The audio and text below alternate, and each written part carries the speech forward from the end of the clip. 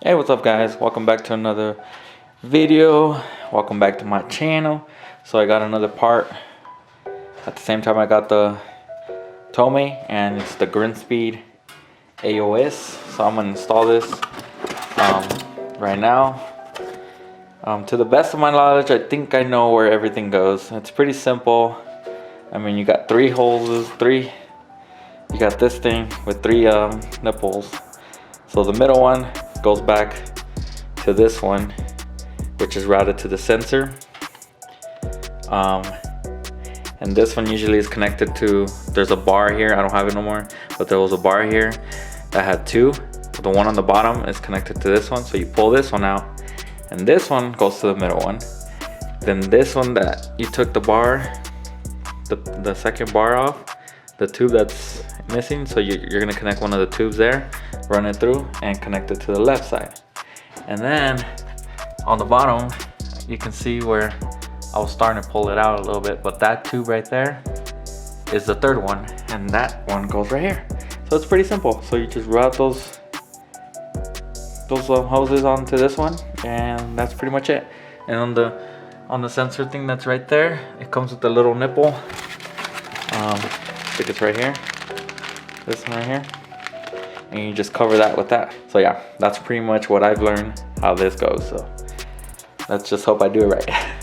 But yeah, so this one, the middle, this one goes to the left, and then the bottom one goes to the right side of the nipple. So yeah, and this one, it just goes where your oil cap is, and you just use this as the oil cap, and it should separate the air from the oil from the air, and just put oil air back into your system, so you don't get no oil into the turbo or into the intercooler piping or anything.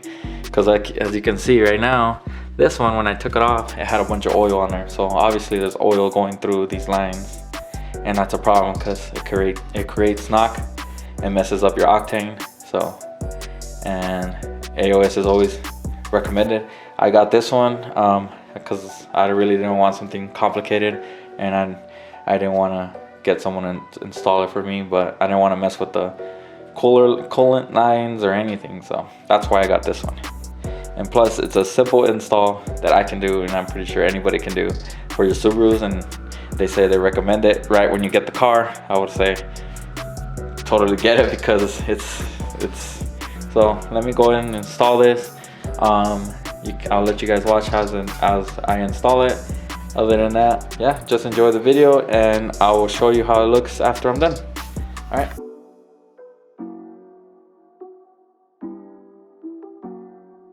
That's all it is. And then you use zip ties to tie everything up.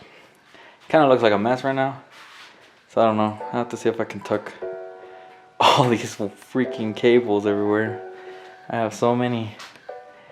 Then I have the bypass one, and then I have all these three right here running all over the place. That one running all over the place. So I don't know. Maybe you guys can do a better job. I'll probably fix all this later down the road. But for now, I'm gonna leave it as it is. And yep, hopefully I can try to figure out a way to tuck everything down under. I don't know. Doesn't give you that much room to fix all these hoses, because there's cables, electric cables everywhere.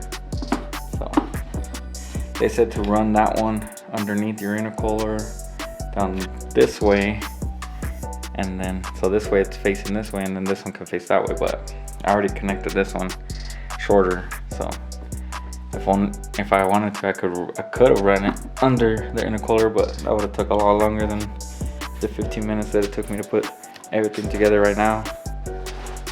So yeah, let me know what you guys think, and I'll keep you guys posted on how this thing is doing. Other than that, and I will make a Tomei video on the exhaust, how it sounds, flybys and everything on the next one. So I'll catch you guys later. Goodbye.